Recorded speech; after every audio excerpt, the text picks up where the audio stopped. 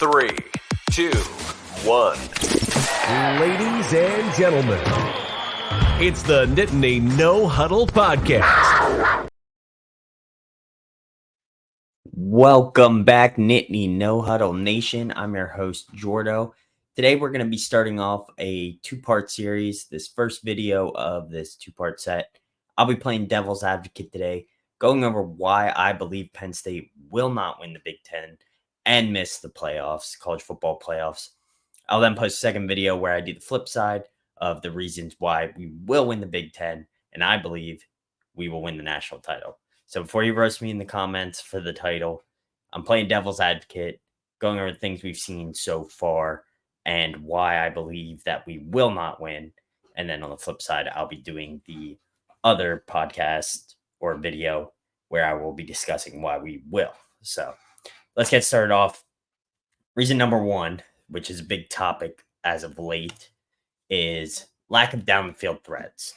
And what I mean by this is a lot of people say it both ways: explosive plays, down the field threats, big play ability.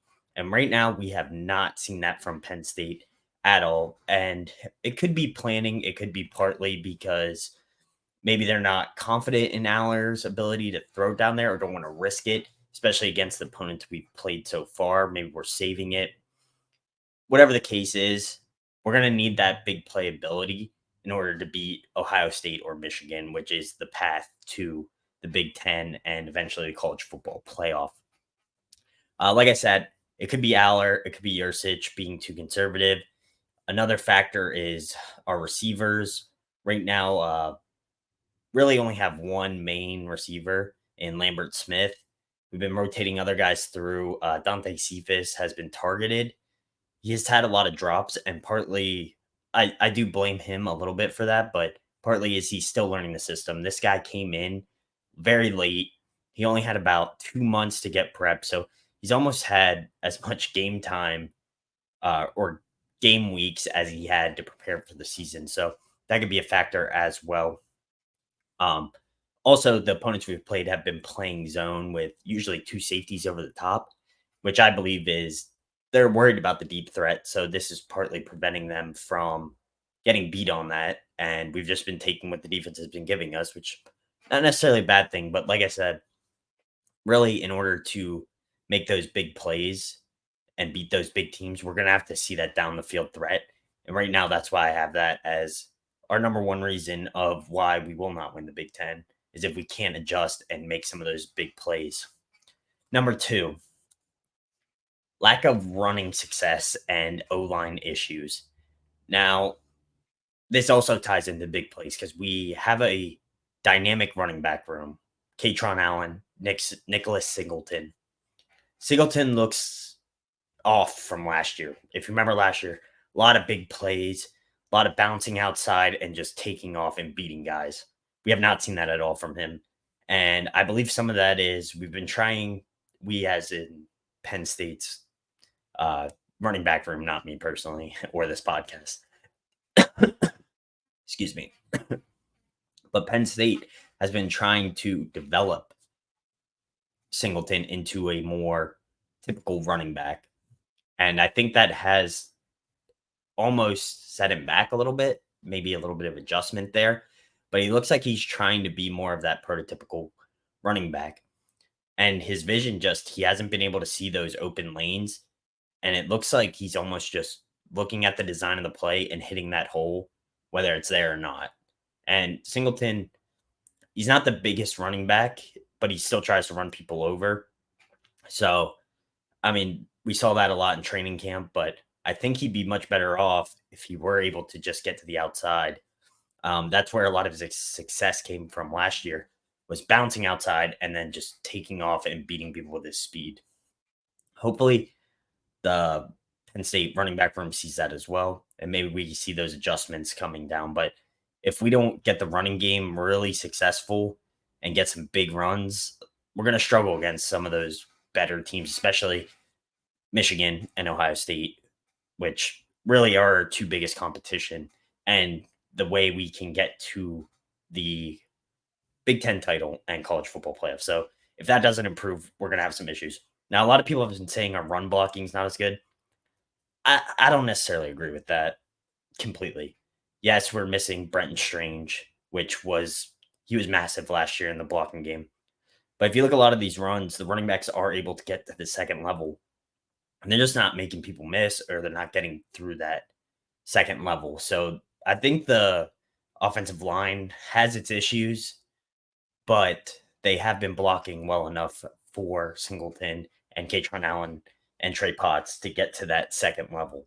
It's up to the running backs really need to step up a little bit and make that happen. Moving on, number 3, and this is going to be a hot topic for some people. I think James Franklin, if we do not make it to the Big Ten title, part of that will be because Franklin would have been out coached, most likely by Harbaugh or Ryan Day. And if you've watched the podcast before, I'm not a Ryan Day supporter at all. I think he was very fortunate to take over Ohio State after Urban Meyer with a lot of talent. Kind of the born on third base type of scenario. Thinks he hit a triple. Now, I have nothing against the guy personally. I don't know him. But I do think we have seen Franklin been outcoached before, especially against Ohio State and Michigan.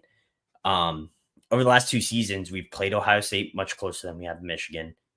But I don't know if Franklin can coach, in-game coaching, I'm talking in-game, to get us over that hump. And I think that could come out if we're in a close game with Michigan or Ohio State. Typically, we lose those close games, and maybe things will be different with this coaching staff, the offensive coordinator and defensive coordinators we have. But I think if we do lose those games, it's going to come down to maybe a coaching error on Franklin. So that's the third reason I have. Moving on to number 4, we are too reliant on our defense right now. What I mean by that, you guys can take this however you want, but playing the devil's advocate, we are very fortunate to have, in my opinion, the best defense in college football. And we have set up the offense so well, so many times, so many drives starting in their territory, big turnovers, punt, and that goes into special teams too. Great punt returns, almost blocked punts, like all sorts of things just really dominate on defense. And if we can't find a way to make those long drives when maybe opposing teams score and we have to start at our own 20, or they get a good punt and set us back inside goal line, we really haven't seen our offense go on those long drives. And that can be very tiring for a defense to continually have to go out, continually have to perform. And I feel if we can establish our drives being longer and just relying on the defense to keep us with a short field, that's going to come back to bite us, especially in those big games like I talked about. All right, moving on. Number 5, Drew Aller is not elite. Not yet, at least. I do think Drew Aller has tremendous potential and tremendous talent. He's very talented, very methodical. He does not want to turn the ball over. And I'm all for that. Like, I think turnovers are the easiest way to lose games. Now, he's going to turn the ball over at some point. It's going to happen eventually. And it depends what kind of turnover that is. You know, if we're stretching the field and it's a deep pass and it gets picked off, I can live with that. If it's a bad throw under the middle, which we saw kind of a lot at Northwestern, and part of that was wide receiver miscommunication. Part of that was that sluggish start like we're seeing. Like, Drew Aller really didn't play a great game against Northwestern. My fear is if he doesn't keep progressing to making those, I would say, lower threat throws more consistently, that's going to be a problem against teams that have elite defenses like Ohio State and Michigan.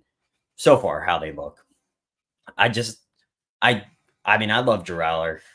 Obviously, if you watched last year, I loved Clifford too, but I just don't, it goes back to number 1, really. Are we not throwing it deep on purpose? Are we saving those plays? There's also, we've run the read option a lot, and we have not seen Aller keep one of those. So maybe we got more wrinkles in there that are going to come up later. Who knows? But I think in order to make it to the college football playoff and win the Big Ten, we're going to need Aller to put the team on his back at some point. And it could be late in a game. It could be a late drive. we're just gonna need him to be that next level. And that so far, being conservative has worked, and we have scored a lot of points.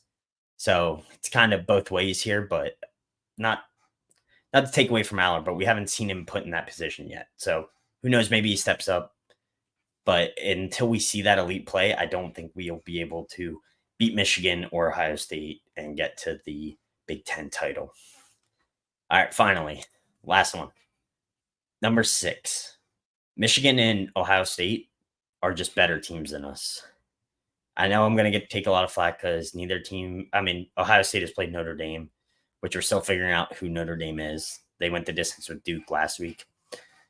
Michigan really hasn't played anybody great yet, but they're taking care of business. And if you just look personnel-wise and scheme-wise, we just don't match up well with Michigan. And if you listen to any of Franklin's, talks with the media, we have been recruiting and built teams to beat Ohio State. And now the pendulum has kind of shifted, and Michigan's won the last 2 Big Tens, been to the college football playoff twice. They're kind of the team to beat now. And we're not really set up to beat them necessarily. Now, this year, I think we're a little bit better. We're definitely more heavily focused on run first.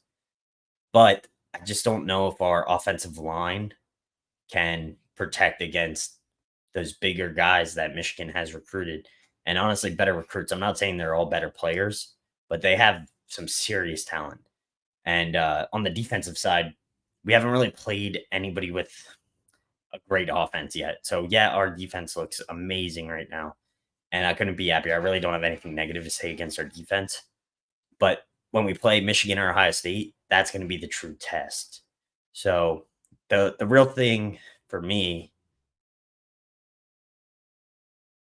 here, or all of our fans or our podcast altogether, but for me personally, I just don't know if we have a better team to beat Michigan or Ohio State this year. And that's me playing devil's advocate. I will be posting another video talking about the reasons why we will beat them, which I think we can. Like, nothing out there says we can't, but I don't know if this year, with our offense being more methodical, not taking deep shots, I just don't know. And I think that I wouldn't be surprised if we lose to both Ohio State and Michigan. We go to a bowl game and we win, 11 games again, which I'd be happy with personally.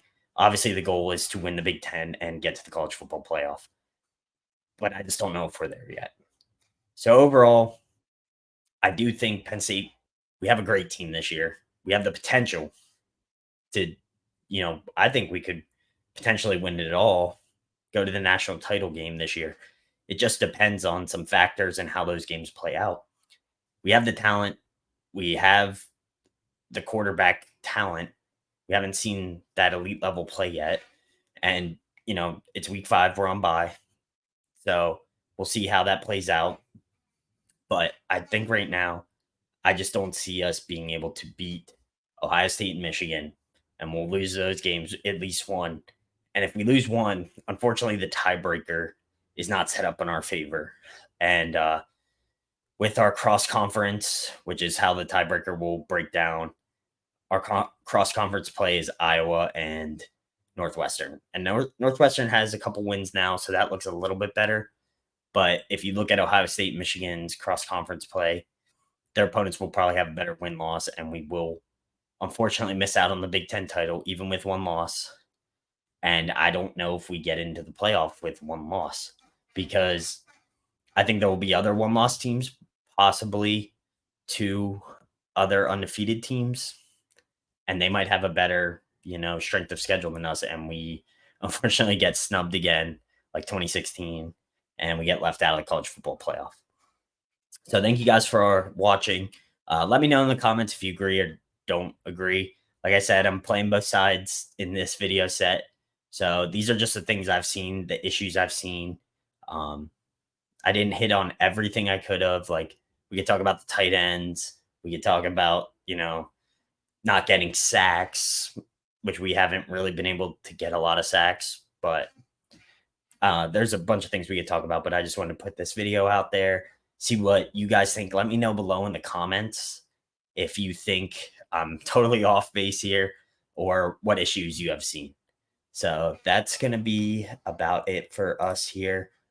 We are doing well, but by the time this posts, we will have given away our tickets already.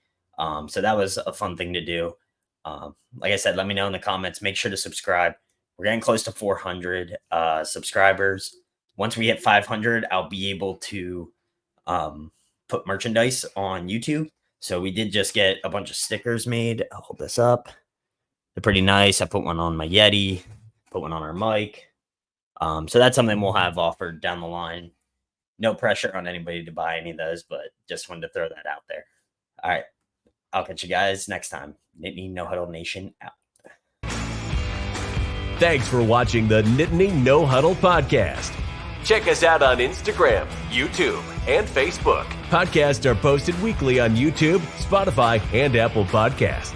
Make sure to like and subscribe so you never miss one of our new shows.